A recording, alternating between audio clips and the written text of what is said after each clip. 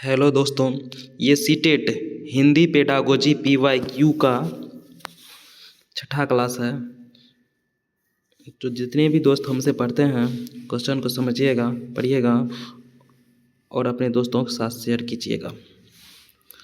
लेखन की योग्यता में कमी जो विकृत हर्ष लेखन से संबंधित है को क्या कहते हैं? लिखने की योग्यता में कमी है, बच्चे लिख सही से नहीं पाते हैं तो लेखन वैकल्य है जिसको डिस्ग्राफिया कहते हैं। इसको इंग्लिश में याद रखिएगा। क्रिया वैकल्य, गुणन वैकल्य का अर्थ होता है जोड़ घटाव गुणा भागा में कठिनाई होता है, गणित से संबंधित विकार है। वाचन वैकल्य है, ये बोलने से संबंधित विकार है। तो लेखन की योग्यता में कमी है ना, तो इसका राइट आंसर 1 नंबर सही हो जाएंगे। नेक्स्ट है भाषा का विचार पर आधिपत्य है या किसके द्वारा समर्थित है? तो बेंजामिन वर्ग के द्वारा। इसका राइट आंसर 1 नंबर सही हो जाएंगे। जीन पियाजे जी बोलते हैं कि पहले बच्चे में विचार आते हैं फिर भाषा। बच्चा क्या है? एक नन्हा वैज्ञानिक है, जीन पियाजे जी कहते हैं। पैगोस्की कहते हैं समाज संस्कृति से बच्चा भाषा सीखते हैं। नेक्स्ट है BF स्किनर ड्रिल और प्रैक्टिस से बच्चा भाषा सीखते हैं, नकल करके भाषा सीखते हैं। ये स्किनर जी बोलते हैं। नेक्स्ट है हिंदी भाषा है, ये राष्ट्रभाषा नहीं है क्योंकि भारत देश बहुत बड़ा है, और जब भारत देश बहुत बड़ा है ना तो इसमें कोई तेलुगु सोचेगा मेरा राष्ट्रभाषा बन जाए, जो इधर के लोग हैं बिहार के लोग उससे हिंदी राष्ट्रभाषा बन जाए। तो यानी कि देश बहुत बड़ा है, बहुभाषिक देश है ना, सभी लोग चाहते हैं कि मेरा भाषा राष्ट्रभाषा हो जाए। इसलिए हिंदी जो है ये राजभाषा है, कार्यालयी भाषा है, अर्थात हिंदी को पूरा भारत देश में बोल सकते हैं, लेकिन ये राष्ट्रभाषा नहीं हो सकता है। हिंदी राजभाषा है, कार्यालयी भाषा है, यही संविधान में इनका क्षेत्र है। देशज भाषा नहीं, बोली नहीं। इसका राइट आंसर 2 नंबर सही हो जाएंगे, लॉक हो जाएंगे। नेक्स्ट है साहित्य में अर्थ के डैश हैं। केवल 1 स्तर, 2 स्तर, 3 स्तर नहीं, अनेक स्तर हैं अर्थ के। नेक्स्ट है एक बालिका अपनी पसंद की कहानी की पुस्तक पढ़ रही है, किस प्रकार के पठन को क्या कहेंगे? इस प्रकार के जो पठन है उसको हम लोग क्या कहेंगे? एक बालिका अपना मन से पढ़ रही है, और कितना पढ़ेगी ये नहीं कह सकते हैं। तो ये दोस्तों विस्तृत पठन हो जाएंगे। बारीकी से कब पढ़ेंगे?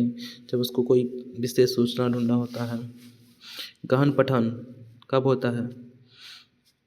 जानना होता है सरसरी तौर पर जब पूरे कहानी का मीनिंग जानना होता है, पूरा कहानी में क्या सब हुआ। इसका राइट आंसर 4 नंबर सही हो जाएंगे। अपना मन से पढ़ रही है इसलिए विस्तृत पठन के साथ लॉक हो जाएंगे। नेक्स्ट है लिखना सीखने में किरम काटे का अर्थ होता है बच्चे जब दीवार पे कुछ घसते हैं, ऐसे करके चित्र बनाते हैं। एक महत्वपूर्ण चरण है क्योंकि बच्चे प्रयास करते हैं डेस्क। किसका प्रयास करेंगे बच्चे?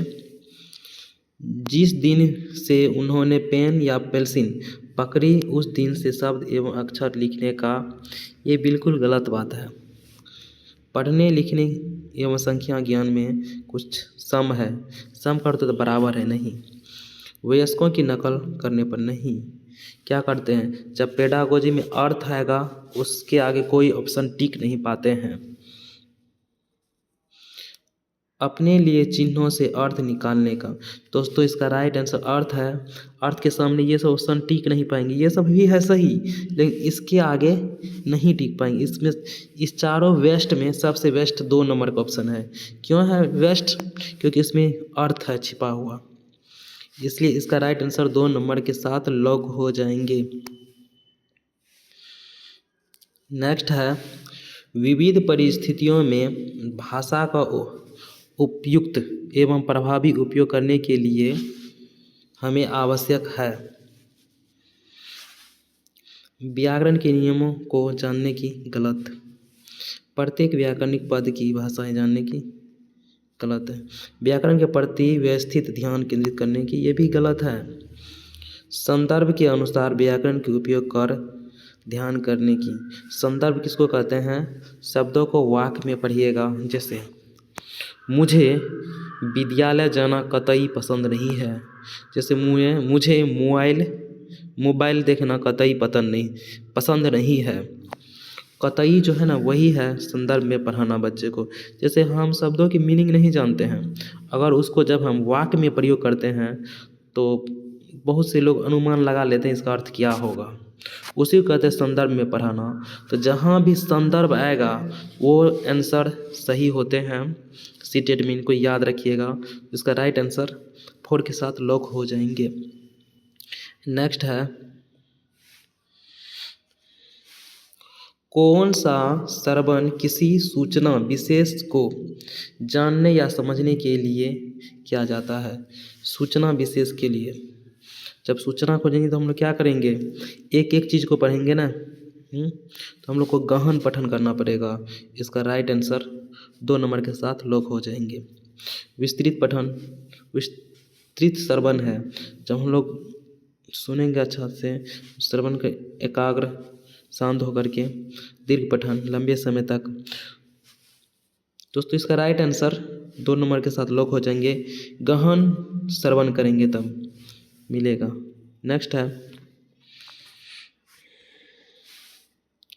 जिसके अंतर्गत विद्यार्थी को व्याकरण के नियम निर्धारित रूप से दिए जाते हैं और समझाए जाते हैं। व्याकरण के नियम समझाए जाते हैं ना, कहाँ ए प्लस नहीं कहते हैं, subject plus is M R plus, यानी कि एक एक व्याकरण के नियम को समझाया जाता है। कहाँ पे इज लगेगा, कहाँ पे एम लगेगा, कहाँ पे आर लगेगा, उसको क्या कहते हैं? व्याकरण अनुवाद विधि। व्याकरण के नियम को समझाया जाता है। एक भाषा को दूसरे भाषा में चेंज किया जाएगा, कोई भी भाषा में चेंज किया जा सकता है। ऐसा नहीं है कि हिंदी को इंग्लिश में ही चेंज करेंगे, नहीं। जब भी भाषा को चेंज करेंगे तो व्याकरण अनुवाद विधि के अंतर्गत ही आएंगे। रचनात्मक का अर्थ ये होता है कि क्लास में ही टीचर के द्वारा विद्यार्थी की कमियों को जब दूर किया जाता है, समझाया जाता है, उसी को कहते हैं रचनावादी। नेक्स्ट है श्रवभाषिक विधि, जब बच्चे को बोलकर समझाया जाता है उसी का श्रवभाषिक विधि। और प्रत्यक्ष विधि उसको कहते हैं जिसमें मातृभाषा का उपयोग किए बिना जब हम दूसरा भाषा सीखते हैं कहीं पर, उसको कहते हैं प्रत्यक्ष विधि। प्रत्यक्ष विधि में मातृभाषा का उपयोग नहीं किया जाता है दोस्तों, इसको याद रखिएगा। मातृभाषा के उपयोग किए बिना जब हम दूसरा भाषा सीख जाएंगे उसको हम लोग कहते हैं प्रत्यक्ष विधि। तो दोस्तों इसका राइट आंसर 4 नंबर सही हो जाएंगे दोस्तों। नेक्स्ट है किसी कक्षा परिवेश में विद्यार्थियों के उसके पूर्व ज्ञान के आधार पर बेहतर तरीके से समझ बनाने और सृजन करने के अवसर दिए जाते हैं। किसमें? इसका राइट आंसर हो जाते हैं रचनावादी में।